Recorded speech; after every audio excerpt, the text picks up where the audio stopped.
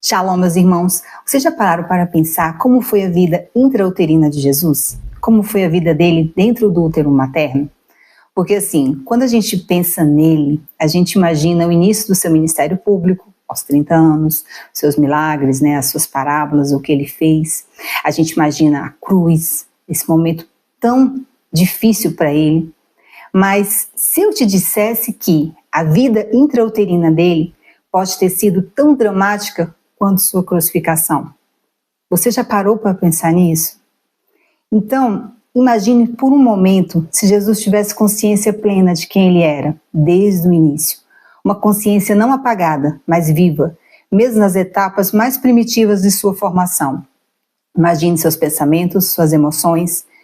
Então, será que Jesus, naquele estado de espera dentro do útero, já enfrentava um período de profunda introspecção e antecipação? Ciente desde o princípio de sua missão e destino? Considere a ideia de estar plenamente consciente em um espaço confinado, escuro e silencioso por meses a fio. Então, para muitos, isso seria um desafio insuportável. Então, agora imagina Jesus, a pessoa mais extraordinária que esse mundo já viu, que já pisou nessa terra, vivendo essa realidade desde o início da sua existência. Então, gente, nesse vídeo nós vamos mergulhar num dos períodos mais enigmáticos e menos discutidos da vida de Jesus, sua vida intrauterina. Então, através das escrituras, a gente vai compreender essa fase única da vida dele, do ventre até a cruz.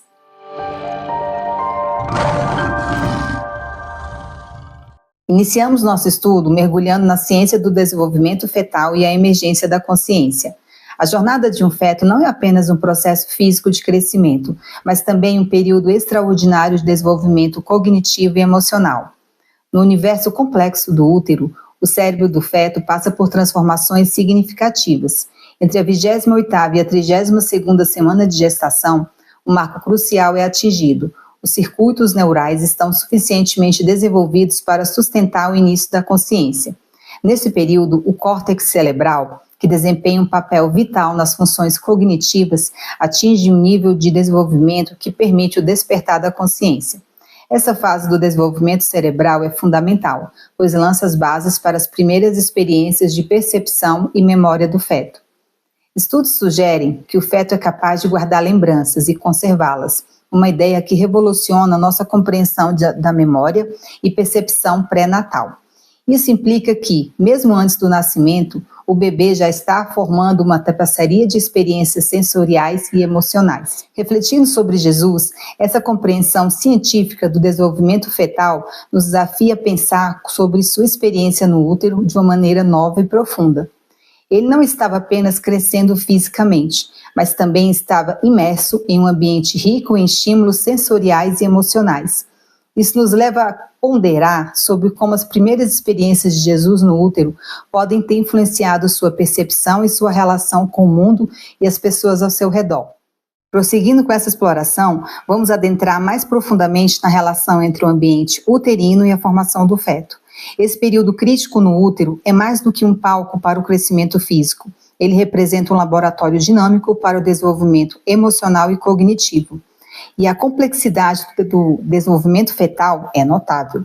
À medida que o cérebro evolui, ele não apenas forma conexões neurais, mas também começa a processar informações de uma maneira única.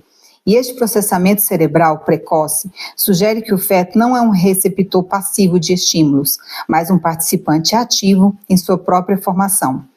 E as experiências intrauterinas, portanto, não são meros acontecimentos biológicos. Elas são interações significativas que podem moldar a trajetória da vida de um indivíduo desde os estágios mais iniciais. Além disso, o ambiente emocional e psicológico da mãe desempenha um papel crucial na modelagem da experiência do feto. As emoções maternas, como alegria, estresse ou ansiedade, podem afetar o ambiente emocional do útero, influenciando potencialmente o desenvolvimento emocional e psicológico do bebê. E esse fenômeno destaca a conexão intrincada e profunda entre mãe e filho, uma interação que transcende a barreira física e se estende ao domínio emocional e psicológico. Então, ao contemplarmos a vida intrauterina de Jesus à luz desses conhecimentos, podemos começar a apreciar a profundidade de sua experiência humana desde o início. A interação contínua com Maria, sua mãe, não foi apenas uma conexão física, mas também uma troca emocional e cognitiva que pode ter desempenhado um papel crucial em seu desenvolvimento. E essa perspectiva nos desafia a reimaginar a jornada de Jesus. Ele no útero materno, se formando em um ambiente repleto de estímulos e interações complexas. E agora, após explorarmos as complexidades do desenvolvimento fetal, nós vamos estudar um dos temas mais complexos da teologia cristã, que é o mistério da encarnação, onde mostra que o Filho de Deus se tornou humano. E João diz: o Verbo se fez carne e habitou entre nós. Uma afirmação que vai além da mera menção ao nascimento físico de Jesus. Isso implica uma união profunda e completa das naturezas divina e humana. A encarnação sugere que Jesus, mesmo no útero, era plenamente humano e plenamente divino, o que levanta questões intrigantes sobre sua consciência e percepção durante o desenvolvimento fetal. Isso nos faz questionar se ele tinha uma compreensão consciente de sua identidade e missão desde o início. Se Jesus possuía consciência desde o útero, sua experiência gestacional poderia ter sido profundamente distinta da de outros bebês. Ele poderia ter experimentado não apenas as emoções e sensações físicas, mas também uma compreensão espiritual e celestial de sua existência e propósito. Então, gente, o mistério da encarnação é Jesus, o Filho de Deus, sendo plenamente humano e plenamente divino. E isso levanta questões intrigantes sobre a sua consciência e a sua percepção intrauterina. E assim, eu imagino que ele pode ter vivenciado um momento gestacional, dentro do útero, diferente da de outros bebês, em emoções, sentimentos, sabendo desde tão cedo qual era a sua missão como Salvador do mundo. E é tanto, gente, que Filipenses fala algo interessante, olha só.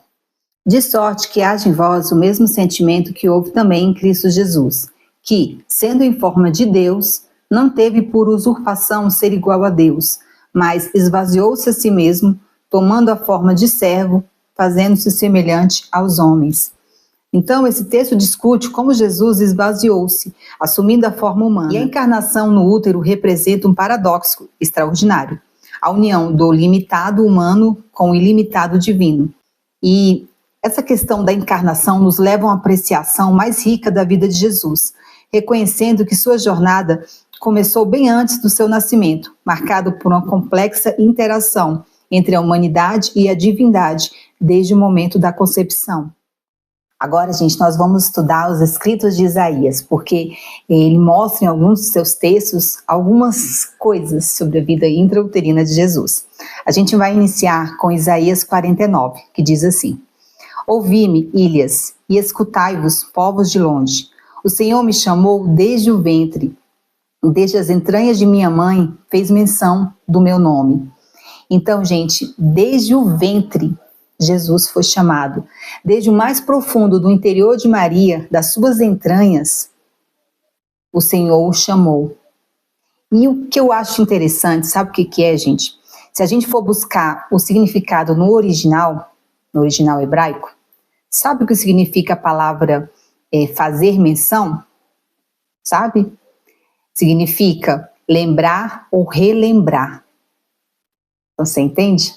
Ele, desde as entranhas da mãe, desde o ventre, ele foi relembrado. Ele foi lembrado de quem ele era, do nome dele, Jesus, Yeshua HaMashiach. Então, gente, nesse contexto, Isaías mostra pra gente que Jesus recebeu a sua identidade divina desde o útero. Por quê, gente? Porque o nome, ele traz identidade. O seu nome traz identidade. O meu nome, Viviane, traz identidade, é a minha pessoa. Tanto que na cultura bíblica, na cultura hebraica, gente, os nomes trazem significado, um significado espiritual e missão. Então, por exemplo, Abraão, que era originalmente chamado Abrão, significava pai exaltado. Depois, ele foi mudado para pai de muitos, simbolizando a promessa de Deus de fazer dele o pai de muitas nações. Assim, quando o Senhor fez menção do nome de Jesus desde o útero, ele estava atribuindo claramente uma identidade e uma missão desde o início da sua existência física. Então, isso, gente, pode ter formado a base da autoconsciência de Jesus, porque ele foi chamado desde o ventre pelo seu nome. Nome significa propósito, missão, identidade. Em Colossenses afirma que tudo foi criado por meio dele e para ele. Este versículo ressalta a magnitude da encarnação, apresentando o Criador de todas as coisas reduzido à forma mais frágil da existência humana, um feto. Então, o contraste entre a onipotência divina e a vulnerabilidade humana no útero é um dos mistérios mais profundos da nossa fé. A experiência de Jesus como ser frágil, dependente e em desenvolvimento no útero contrasta drasticamente com sua identidade como Criador, destacando a profundidade do mistério da encarnação e a extensão do sacrifício e humildade de Jesus ao assumir a forma humana. Então, ao refletir sobre Isaías 49, juntamente com Colossenses, somos levados a contemplar a extraordinária natureza da encarnação de Jesus. A lembrança de seu nome e identidade no útero não apenas simboliza a continuidade de sua consciência divina, mas também a aceitação de sua missão e papel como Salvador, mesmo na sua forma mais vulnerável. E vamos continuar estudando o impacto das profecias de Isaías sobre a vinda de Jesus. Gente, existe uma interconexão profunda entre Isaías 49 e Isaías 9, que fala, sobre a vinda do Messias. E aí, como a gente já falou, em Isaías 49 ele foi chamado pelo nome, desde o ventre. Mas que nome é esse? Isaías 9 vai complementar o assunto, porque diz assim: porque um menino nos nasceu, um filho se nos deu, e o principado está sobre os seus ombros, e o seu nome será Maravilhoso, Conselheiro, Deus Forte, Pai da Eternidade, Príncipe da Paz. Então, gente, essa profecia não prediz somente a vinda do Messias, mas também os títulos que ele carregaria. Então, desde o ventre, ele foi chamado pelo seu nome. Então, ele tinha consciência de quem ele era, porque como a gente já estudou, nome carrega identidade e propósito. Então, ele era o conselheiro, Deus forte, maravilhoso, ele era o príncipe da paz. Ele já sabia que o governo estaria sobre os seus ombros, chamado e propósito. Ele era o pai da eternidade, que se esvaziou assumindo a forma humana. Então, ao entrelaçarmos as profecias de Isaías, percebemos uma linha contínua que se estende desde a concepção até o cumprimento de sua missão. O menino que um dia foi chamado e nomeado no útero é o mesmo que viria a ser conhecido como maravilhoso, conselheiro. Então, isso sugere que a consciência de Jesus sobre sua identidade e missão não foi um desenvolvimento pós-nascimento, mas uma verdade eterna, profundamente enraizada em sua existência desde as entranhas de sua mãe. Então, gente, isso é de uma profundidade, assim, avassaladora. Você compreender isso sobre o Messias é algo assim incrível, porque ele não era somente o filho de Maria. Ele era o Pai da eternidade, que estava destinado a trazer salvação ao mundo caído. Então, ele não era apenas um bebê que estava destinado a crescer e se tornar um grande líder. Ele, gente, já era um grande líder, desde o útero, como Isaías escreveu para a gente. Então, assim, esse é o mistério profundo da encarnação. O Senhor, na sua forma mais vulnerável de um feto, já carregava as marcas da majestade, as marcas de um redentor, de um salvador. Contemplar essa verdade faz a gente ter uma admiração mais profunda do que foi o sacrifício do Messias, porque sua jornada iniciada no silêncio do útero estava imbuída de uma compreensão e propósitos divinos muito grande. Então isso só aumenta a extensão do sacrifício dele, do Deus que se tornou homem para nos levar de volta para ele. E agora nós vamos estudar um ambiente emocional no útero de Maria. O anúncio do anjo Gabriel foi um momento de profunda transformação para Maria. Uma gravidez milagrosa, sob circunstâncias sobrenaturais, não era apenas uma fonte de bênção, mas também de grande ansiedade. Esse evento incrível trouxe consigo a perspectiva de estigma social e rejeição, uma realidade assustadora para uma jovem mulher daquela época. Após o anúncio, Maria embarcou em uma viagem cansativa até a casa de Isabel, como relatado em Lucas 1, 39 a 45. Essa jornada, embora fisicamente desafiadora, foi também uma busca por apoio e compreensão. Então, o encontro com Isabel foi um momento de reconhecimento e aceitação mútuos, aliviando parte do fardo emocional que Maria carregava. E a relação de Maria com José, por sua vez, foi marcada por incertezas. Inicialmente, José não entendia a natureza divina da gravidez, como narrado em Mateus. Esse período de dúvida e potencial rejeição contribuiu também para o estresse emocional de Maria. Além das tensões emocionais internas, Maria enfrentou desafios físicos exaustivos.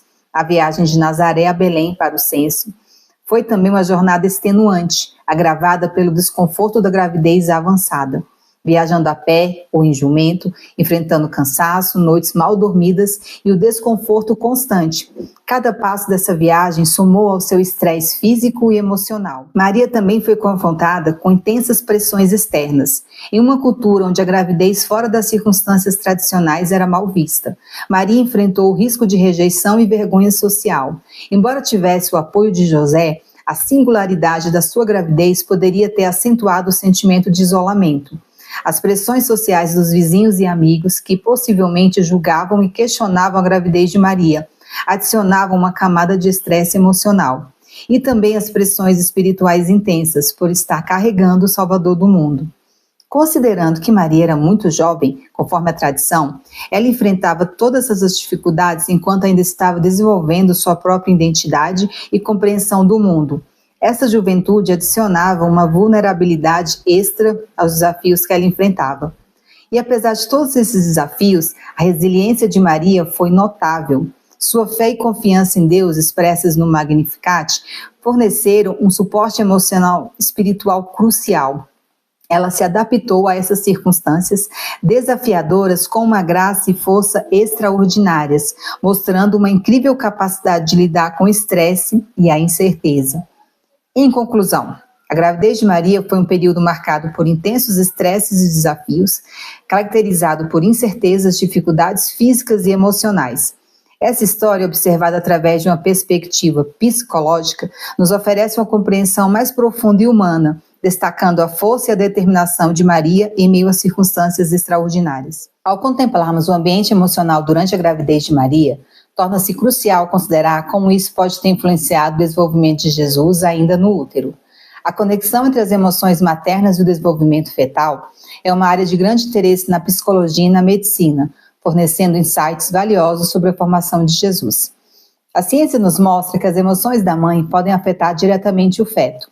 Hormônios relacionados ao estresse, como o cortisol, liberados durante momentos de ansiedade ou tensão, podem atravessar a placenta e impactar o desenvolvimento do bebê. Imerso nas emoções de sua mãe, Jesus pode ter desenvolvido desde cedo uma capacidade notável de se conectar e compreender os sentimentos dos outros. Além disso, as experiências pré-natais, que incluem as emoções da mãe, podem ter um impacto duradouro no desenvolvimento cognitivo. Se Maria experimentou tanto estresse quanto momentos de contemplação, isso pode ter influenciado a maneira como o cérebro de Jesus se formou, aumentando sua capacidade para pensamento complexo e introspecção. Então, o ambiente emocional durante a gravidez de Maria desempenhou um papel significativo no desenvolvimento de Jesus. As emoções maternas, conhecidas por terem efeitos profundos no desenvolvimento fetal, demonstram uma interação complexa entre mãe e filho. Essa dinâmica não apenas sublinha a conexão íntima entre Maria e Jesus, mas também nos oferece uma perspectiva sobre como as primeiras experiências de Jesus podem ter moldado sua personalidade, preparando-o de maneira única para sua vida e missão futura. A natureza empática de Jesus, uma característica central de sua personalidade, poderia ter permitido que ele sentisse as dores e sofrimentos do mundo ainda no útero. Essa sensibilidade precoce ao sofrimento humano é ecoada em Hebreus 4,15, onde Jesus é descrito como alguém que foi tentado em tudo, mas sem pecado, ressaltando sua capacidade de compreender e sentir as fraquezas humanas. A condição de estar no útero, uma limitação física que é parte natural do desenvolvimento humano, poderia ter representado uma fonte de angústia para Jesus. Como Deus, ele estava acostumado à onipotência e agora se encontrava em um estado de vulnerabilidade e limitação.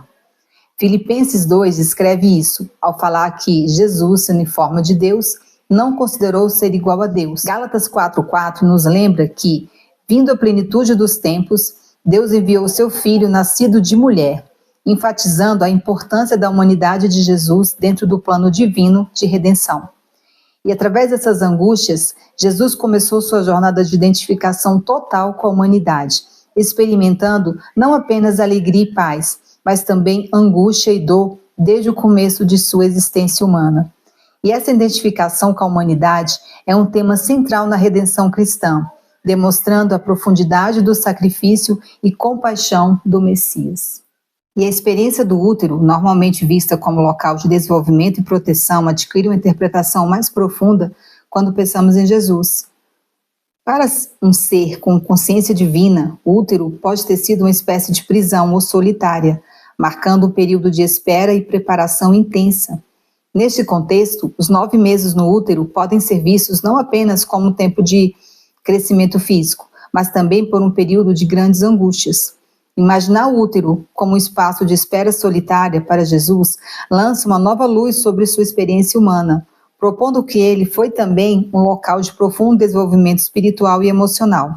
Esse período de solidão no útero pode ser como um prenúncio da jornada solitária que Jesus empreenderia em sua vida terrena, culminando na cruz. E esse ponto de vista sobre Jesus aprendendo e obedecendo desde o útero acrescenta uma profundidade extraordinária à narrativa de sua vida. Ele humaniza Jesus, mostrando-o como alguém que experimentou crescimento e desenvolvimento desde o início de sua existência.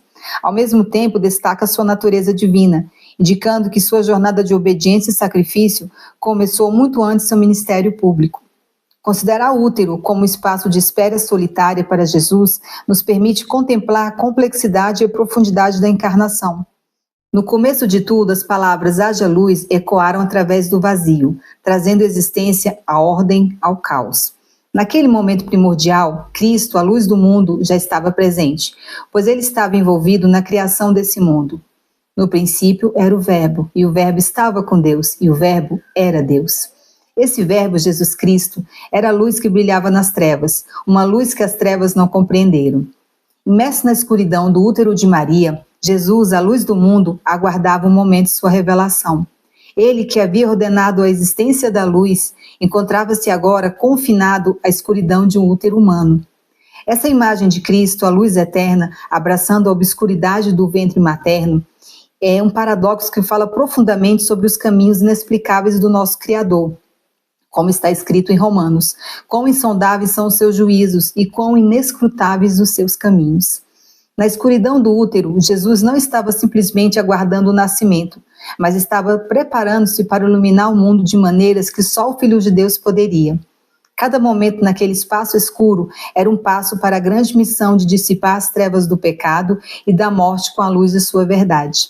Esta luz, que é Jesus, escolheu habitar na obscuridade do ventre de uma mulher, um espaço onde a luz natural não penetra, mas onde a luz dos céus brilha intensamente. O Verbo que participou da criação de tudo, agora se encontra em uma câmara escura, preparando-se para iluminar o mundo de uma maneira nunca antes vista. A presença de Jesus no útero era como uma luz silenciosa e invisível, pronta para brilhar e revelar a glória de Deus ao mundo. Ele estava prestes a emergir das sombras para se tornar a luz que guia, que cura e que salva. O contraste entre a escuridão do útero e a luz que Jesus traria ao mundo é um testemunho da grandeza e do amor infinito do Pai. Assim, a jornada de Jesus começa na mais profunda escuridão, mas estava destinada a se tornar a luz que ilumina cada canto do mundo. A luz que brilhou na obscuridade do útero de Maria é a mesma luz que brilha hoje em cada coração que o recebe. Suas memórias foram apagadas? Gente, se nós pensarmos, que talvez as memórias dele tivessem sido suprimidas durante sua formação fetal e durante sua infância, e só tivessem sido resgatadas, ativadas no início do seu ministério público, aos 30 anos, isso talvez alivie um pouco a intensidade da provação que ele passou.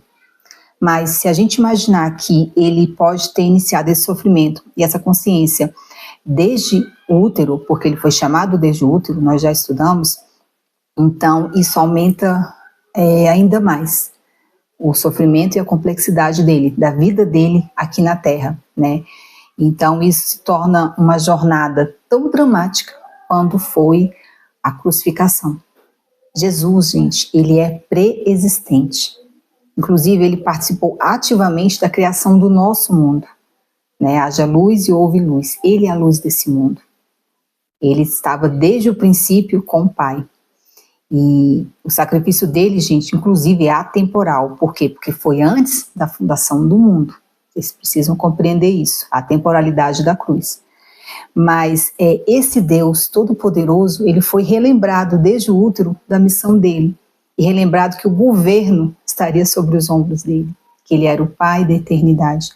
E ele estava temporariamente se desenvolvendo em um útero materno, um lugar de escuridão, né, para aquele que era a luz.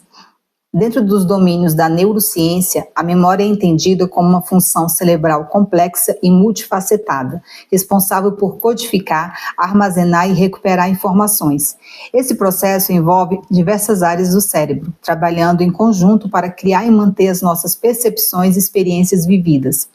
Podemos compreender que Jesus, mesmo em sua forma fetal, não estava limitado pelos processos cognitivos humanos típicos. A sabedoria e o conhecimento que ele detinha transcenderiam o que a ciência reconhece como memória humana, pois ele não apenas acumulava informações, mas era a encarnação do Logos, a palavra viva e ativa. Portanto, a memória de Jesus seria a própria sabedoria de Deus, uma sabedoria oculta e mistério, conforme expresso por Paulo em 1 Coríntios, que preexistia antes da criação do mundo e estava destinada a revelar-se na plenitude dos tempos. Então, ao contemplar essa possibilidade, a jornada de Jesus no útero até a cruz assume uma profundidade e uma dimensão de sacrifício que ultrapassam totalmente a nossa compreensão humana. Ele não só enfrentou a crucificação como um sacrifício final, mas toda a sua existência terrena, desde a concepção, foi marcada por um profundo conhecimento de sua missão como nosso Salvador e uma constante preparação para o cumprimento desta. E essa percepção amplia nossa compreensão do sacrifício de Jesus, revelando uma jornada de amor e entrega que começou muito antes do seu nascimento. E agora, gente, nós vamos falar sobre a infância de Jesus, né? As escrituras não abordam muito, né, não falam muita coisa, mas Lucas deixou algumas chaves de entendimento para a gente. A narrativa da infância de Jesus, conforme relatado em Lucas, oferece uma janela para a profundidade de sua consciência e entendimento desde muito jovem. Lucas narra que, após cumprir tudo conforme a lei do Senhor, a família de Jesus retornou para Nazaré, onde ele crescia e se fortalecia, enchendo-se de sabedoria.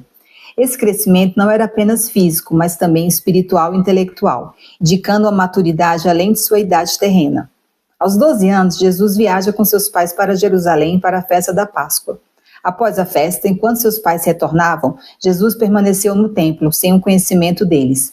Essa decisão de permanecer no templo não era uma mera curiosidade infantil, mas um ato consciente, enraizado em seu entendimento de sua missão. Sentado entre os mestres, ouvindo-os e fazendo-lhe perguntas, Jesus causava admiração a todos que o ouviam, por sua compreensão e respostas. A palavra grega usada para admiração aqui é, que significa surpreender, deixar atônito ou maravilhar-se profundamente. Esse termo reflete a reação extraordinária dos doutores da lei à sabedoria de Jesus, sublinhando a natureza excepcional de sua inteligência e compreensão. Quando questionado por seus pais, Jesus responde: "Por que me procuráveis? Não sabieis que me cumpria estar na casa de meu pai?" A expressão "me cumpria" vem da palavra grega que implica uma necessidade ou um dever.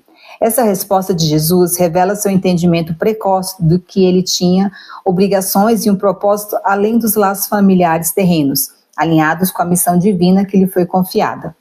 A expressão "negócios de meu pai", no original grego, enfatiza uma relação e propósito profundos. Sua estadia prolongada no templo, de 3 dias, não é apenas uma demonstração de independência, mas um sinal de seu compromisso com seu propósito dado pelo Criador. Após esse evento, Jesus retorna com seus pais a Nazaré e continua a crescer em sabedoria e estatura, e em graça para com Deus e os homens. Este crescimento contínuo em sabedoria e graça evidencia que, mesmo em sua infância, Jesus já estava ciente de sua identidade. Nazaré, na época de Jesus, era uma pequena vila na Galileia, frequentemente vista como insignificante e remota, longe dos grandes centros de aprendizado e poder político de Israel. Essa percepção é capturada em João, onde Natanael questiona: pode algo de bom sair de Nazaré? Essa pergunta reflete o status geralmente desvalorizado de Nazaré na sociedade judaica da época.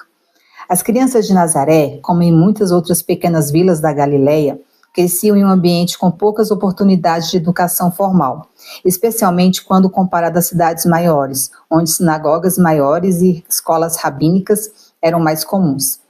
A maior parte do aprendizado acontecia no seio da família e da comunidade, com um forte enfoque na transmissão oral das tradições, leis e histórias de Israel. Naquela época, o ensino era muitas vezes limitado aos princípios básicos da fé judaica e às habilidades práticas necessárias para a vida diária. Nesse contexto, a figura de Jesus emerge como excepcionalmente notável. Sua habilidade de dialogar com os doutores da lei no templo, aos 12 anos, mostra uma capacidade intelectual e espiritual que ia muito além do comum para uma criança de sua idade e origem. Essa capacidade autodidata de Jesus, crescendo em um lugar com acesso limitado a grandes mestres da lei, destaca ainda mais a singularidade de sua pessoa e missão. Essa consciência precoce, combinada com sua capacidade intelectual notável e sua habilidade de articular pensamentos complexos, questionar e compreender profundamente as leis e tradições judaicas, era um sinal claro de que ele não era uma criança comum. Jesus não apenas absorvia o conhecimento, ele o interpretava e aplicava de maneiras que refletiam uma sabedoria que vinha dos céus. Após o marcante episódio no templo, ele retorna à vida cotidiana em Nazaré e marca o início de um longo período de obscuridade e silêncio. Nesse tempo, Jesus viveu uma vida de anonimato, uma existência marcada por um autocontrole e paciência notáveis. O menino que maravilhou os doutores da lei com seu entendimento agora se fundia ao cotidiano de uma pequena cidade. O Criador de todas as coisas preso ao anonimato total. Esses anos em Nazaré representaram uma fase crucial de preparação e espera, onde Jesus, apesar de sua consciência de missão e identidade, escolheu viver uma vida comum, trabalhando, aprendendo e crescendo em sabedoria e estatura. Essa fase da vida de Jesus é um testemunho de sua capacidade extraordinária de autocontrole e submissão à vontade do Pai. Ele aguardou pacientemente o momento certo para iniciar seu ministério, resistindo à tentação de antecipar seu chamado ou de usar seu poder divino para se afastar do curso estabelecido por seu Pai. Esses anos de silêncio e espera foram também anos de luta contra a ansiedade e de manutenção de uma fé inabalável no plano do Pai. Jesus, o homem que seria conhecido como Salvador do mundo, viveu como um habitante comum de Nazaré, uma figura praticamente invisível nas ruas da cidade. Essa época de obscuridade foi essencial para sua jornada, pois foi nela que ele desenvolveu uma profunda empatia pela condição humana e se preparou para o papel que iria desempenhar. Finalmente, quando o momento chegou para Jesus se revelar ao mundo, ele o fez com a declaração impactante: hoje se cumpriu a escritura que acabais de ouvir. E com essas palavras, Jesus encerrou o período de anonimato, iniciando sua missão pública como o Messias prometido, pronto para cumprir o plano divino de salvação. Esse momento simbolizava o fim de uma longa espera, o cumprimento de anos de paciência e controle, e o início de uma nova era na história da humanidade. Vocês acham que acabou? Claro que não, gente. Tem muita coisa ainda que eu preciso passar para vocês. Nós vamos continuar estudando através dos Salmos 22, os Salmos que é um salmo messiânico, né, que o rei Davi escreveu. Contudo, tu és o que me tirou do ventre. Fizeste-me confiar, estando ainda os seios da minha mãe. A ti fui entregue desde o nascimento. Desde o ventre da minha mãe, tu és o meu Deus. Então, essa passagem expressa uma profunda consciência de uma relação especial com o seu pai, indicando que desde o útero havia um sentido de entrega e conexão profunda com ele. A afirmação de que desde o ventre tu és o meu Deus sugere não apenas um conhecimento de Deus, mas uma entrega e confiança que transcendem o entendimento humano. Essa relação única estabelecida desde o início destaca a consciência dele de quem era o seu Deus, desde que era um simples feto em desenvolvimento. Então, gente, é uma afirmação profunda que Jesus declarou que desde o ventre ele tinha um Deus, ele tinha um pai. E isso, gente, é consciência. Isso demonstra uma consciência intrauterina. Ele foi chamado desde o ventre, como Isaías já expressou, e aqui o rei Davi declarou que ele tinha um Deus desde o ventre. Desde o ventre tu és o meu Deus, que mostra uma relação íntima com o Criador. E olha que interessante, gente. Esses trechos que a gente leu estavam nos versículos 9 e 10, né? Que desde o ventre tu és o meu Deus. Só que no versículo 11 fala o seguinte: não te alongues de mim, pois a angústia está perto e não há quem me ajude. Então, desde o ventre ele tinha um Deus e a angústia estava perto. Não tinha quem o ajudasse, porque ele estava sozinho, confinado à solidão e escuridão, enquanto crescia no útero materno. Mas, ao mesmo tempo, ele tinha uma constante intimidade com o seu pai. E não poderia faltar, gente, Salmo 139, porque é um salmo fantástico, que fala sobre a nossa formação, né? Como de modo assombroso nós somos criados. E aí, gente, eu queria pontuar com vocês o versículo 7, que fala assim: para onde me irei do teu espírito? Ou para onde fugirei da tua face? Então, gente, esse salmo mostra a onipresença do Pai. Que mesmo Jesus, estando na escuridão de um útero materno, nas entranhas da sua mãe, ele tinha a presença do Pai. Por quê? Porque é impossível se fugir da presença da face dele, do Espírito Santo.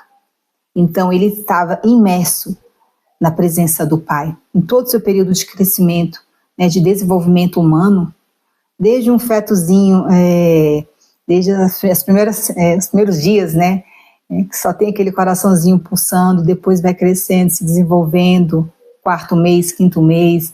Eu sou mãe, né, eu tenho 2 filhos, então é muito incrível, né, esse desenvolvimento humano. E todo mundo que já teve um filho sabe o que eu estou falando. Então, mesmo diante desse crescimento, né, que ele tinha que passar, Jesus, ele estava constantemente imerso na presença do Pai. E aí o versículo 13 mostra o seguinte: pois tu formaste o meu interior, tu me teceste no ventre da minha mãe. Essa passagem fala de um Deus que é intimamente envolvido na criação e formação do ser humano. No contexto de Jesus, isso adquire uma dimensão ainda mais profunda. Dica que, enquanto Jesus era formado no útero, ele não estava apenas sendo tecido fisicamente, mas também sendo preparado espiritualmente e emocionalmente para sua missão como Messias. E o Salmo continua com a expressão de louvor: eu te louvarei, pois de um modo assombroso fui feito. E essa declaração pode ser vista como um eco de Salmos 22, onde se afirma: desde o ventre tu és o meu Deus. Então, a consciência de Jesus sobre sua relação única com seu Pai, presente desde o útero, é a razão para esse louvor. Ele reconhece e celebra o milagre de sua própria criação e a presença constante do Criador em sua vida. E essa conexão entre Salmos 139 e Salmos 22 nos leva a um entendimento mais profundo da vida de Jesus. Ele não era apenas ciente de sua identidade, mas também vivia em constante comunhão com o Pai, desde o ambiente mais íntimo e protegido do útero de sua mãe. E esses versículos mostram que a vida de Jesus foi uma contínua expressão de louvor e reconhecimento da presença do Senhor, uma jornada que começou desde sua formação mais primordial. E olhem o que o Salmo 71 afirma: por ti tenho sido sustentado desde o ventre, tu és aquele que me tiraste das entranhas de minha mãe, o meu louvor será para ti constantemente. Então aqui o salmista reconhece uma dependência de Deus que começa desde a vida uterina, um louvor e sustento que precedem o conhecimento humano e a experiência terrena. Assim como não sabes qual o caminho do vento, nem como se formam os ossos no ventre da mulher grávida, assim também não sabes a obra de Deus, que faz todas as coisas. E esse versículo destaca a complexidade e o mistério da criação divina dentro do ventre, um processo além da compreensão humana. E agora nós vamos dar um dos momentos mais incríveis de encontro que a Escritura mostra, o encontro de Jesus e João Batista no útero materno. E aconteceu que, ao ouvir Isabel a saudação de Maria, a criancinha saltou no seu ventre. Isabel foi cheia do Espírito Santo e exclamou com grande voz e disse: bendita és tu entre as mulheres, bendito o fruto do teu ventre. E de onde me provém isso a mim, que venha visitar minha mãe de meu Senhor? Pois eis que, ao chegar aos meus ouvidos a voz da tua saudação, a criancinha saltou de alegria no meu ventre. A interação entre Jesus e João Batista no útero, como descrita por Lucas, levanta questões profundas sobre a consciência intrauterina e a possibilidade de um reconhecimento sobrenatural de suas respectivas identidades e missões. Este momento único na narrativa bíblica sugere que ambos, mesmo como bebês no útero, tinham uma compreensão extraordinária de si mesmos e de seus propósitos divinos. A reação de João ao ouvir a voz de Maria, ele estremece de alegria no útero, vai além de uma simples resposta física. Esse ato pode ser interpretado como uma manifestação precoce da presença do Espírito Santo, indicando o nível de consciência e reconhecimento que é extraordinário. A alegria de João, ainda no ventre de Isabel, ao perceber a presença do Messias, sugere uma compreensão profunda de quem Jesus era e do papel que ele desempenharia. Simultaneamente, a reação de João sugere a possibilidade de que Jesus, no útero de Maria, também compartilhava de uma consciência divina. Se João, ainda como feto, foi capaz de responder à presença de Jesus, isso implica que Jesus, mesmo em sua forma fetal, possuía uma natureza que transcendia o comum. Este evento pode ser interpretado como indicativo de que Jesus, desde o útero, já trazia a presença divina com ele de uma forma grandiosa e especial. Então, a interação entre Jesus e João no útero aponta para a compreensão mais ampla da consciência intrauterina. Longe de serem meramente estágios preparatórios para a vida, os úteros de Maria e Isabel se tornam espaços de revelação e reconhecimento divinos. Essa consciência intrauterina dos dois bebês mostra que ambos tinham uma compreensão inata de quem eram e das missões que estavam destinados a cumprir. E esse episódio, portanto, pode ser visto como uma manifestação sobrenatural que reforça a noção de que Jesus e João Batista estavam intrinsecamente conectados com seus propósitos desde o início. A reação de João no útero é um indicativo claro de que a missão de preparar o caminho para Jesus já estava ativa, mesmo antes do seu nascimento. Então, gente, poucos eventos na história da humanidade instigam tanto a nossa imaginação como esse encontro entre Maria e Isabel, porque foi algo totalmente espiritual. Não eram somente duas mulheres grávidas se encontrando, mas eram dois propósitos, dois bebês que estavam crescendo com consciência intrauterina, se reconhecendo. E através desse encontro, gente, houve uma grande presença do Espírito, um mover do Pai, no encontro dessas duas pessoas que ainda não tinham nascido, mas que mudariam o curso da humanidade. Esse ato de João sinaliza a possibilidade de que Jesus, abrigado no ventre, também portasse uma consciência divina. Se João, ainda em formação fetal, foi capaz de responder com tamanha alegria à presença de Jesus, quanto mais Jesus, que era a encarnação do Verbo Divino, e Jesus, na forma mais frágil e dependente de um feto, já carregava a plenitude da divindade, uma presença divina que João, embora ainda não nascido, pôde reconhecer e celebrar. Então, esse episódio mostra que a vida de Jesus, mesmo antes do seu nascimento, já era uma fonte de luz e de verdade, uma manifestação da presença de Deus que iria mudar o curso da história. Portanto, ao contemplarmos esse momento sublime no ventre, percebemos que não é apenas um encontro entre duas crianças, mas um evento onde o céu toca a terra. A reação de João Batista no útero não é apenas uma resposta alegre, mas um sinal da missão que ele e Jesus iriam desempenhar, uma missão tecida no próprio tecido do tempo e do espaço, com fios de amor e sacrifício que começaram a ser entrelaçados muito antes de seus passos serem ouvidos pelo mundo. Num dia típico em Nazaré, a cidade modesta e tranquila, Jesus começava suas manhãs com o nascer do sol, que banhava as casas simples de pedra com uma luz dourada. Vestindo suas sandálias de couro, ele caminhava pelas ruas poeirentas, cumprimentando os vizinhos com um olhar sereno e uma palavra gentil. Cada passo deixava uma marca na terra, um lembrete sutil da presença divina em meio ao cotidiano. No trabalho de carpinteiro, Jesus manuseava madeira com habilidade e cuidado. O som ritmado do martelo ecoava pela oficina, enquanto a serragem e o cheiro da madeira recém-cortada enchiam o ar. Seu rosto, frequentemente iluminado pelo forte sol de Nazaré, era marcado pelo suor do trabalho árduo, uma expressão de sua total imersão na experiência humana. Voltando para casa, Jesus era saudado pelo aroma convidativo dos pães que Maria preparava. Juntos, partilhavam a refeição em família, um momento de união e gratidão. Esses pequenos prazeres da vida, apesar de simples, eram profundamente significativos para ele. Nas ruas de Nazaré, Jesus observava as vidas dos moradores. Ele via as interações, ouvia as conversas e percebia as complexidades das relações humanas. Seus olhos penetrantes não apenas observavam, mas entendiam as alegrias, as lutas e as dores de cada um. Em seu coração, ele carregava uma profunda empatia e compreensão por suas paixões e aflições, refletindo sobre cada aspecto da condição humana. Apesar de ser extraordinário para muitos em Nazaré, Jesus era apenas mais um homem, um carpinteiro, um filho, um vizinho. Seus dias eram marcados pelo silêncio e pela espera, uma preparação paciente e deliberada para o ministério que estava por vir. A cada fim de dia, enquanto o sol se punha e as sombras se alongavam, Jesus contemplava a vida ao seu redor, ciente de seu papel, mas ainda em silêncio. Esses anos em Nazaré foram fundamentais para Jesus. Neles, ele não apenas observou, mas sentiu a essência da vida humana.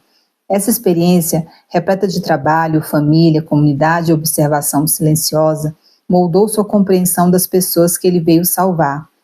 Foi em Nazaré que Jesus, o homem mais extraordinário da história, vivenciou a vida em todas as suas facetas, fortalecendo-se e preparando-se para a jornada que mudaria o mundo. A vida de Jesus em Nazaré, portanto, não é apenas um prelúdio para seu ministério público, é uma grande demonstração de sua capacidade de esperar, como diz Salmos 40. Esperei com paciência no Senhor, e ele se inclinou para mim e ouviu o meu clamor. Então, ao refletirmos sobre esses anos de preparação, percebemos que cada momento foi um testemunho de seu amor. Ele não era apenas um Messias que realizou milagres e ensinou as multidões. Ele era, desde o início, alguém que vivia e amava silenciosamente, sujeitando-se à espera e à preparação por amor à humanidade.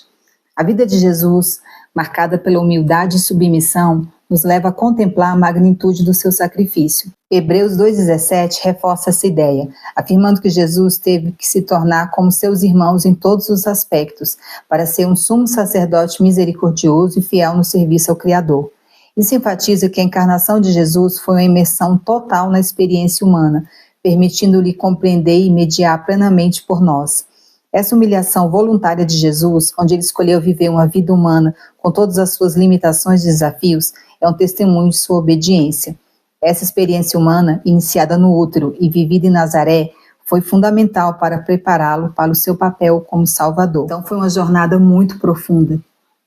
E hoje, através desse estudo, gente, eu compreendo de maneira mais profunda que não foi só a cruz, um momento difícil, mas desde que ele veio a esse mundo, ele já enfrentou o sofrimento, angústias, dores, porque ele sabe o que é padecer. Isso se iniciou desde o útero, porque ele tinha consciência de quem ele era, né, do seu nome. Então, que esse estudo faça você refletir e mudar o teu posicionamento e realmente servi-lo, porque aqueles que me amam me obedecem. E que você possa compreender o quão grande é o amor dele por nós, que fez com que ele esperasse até poder iniciar o seu ministério. E como em 1 Coríntios fala, o amor é paciente, o amor é bondoso, não inveja, não se vangloria, não se orgulha, não maltrata, não busca seus interesses, não se ira facilmente, não guarda rancor. O amor não se alegra com a injustiça, mas se alegra com a verdade. Tudo sofre, tudo crê, tudo espera e tudo suporta. Então, desde o ventre até sua morte na cruz, ele tudo sofreu, tudo creu, tudo esperou e tudo suportou.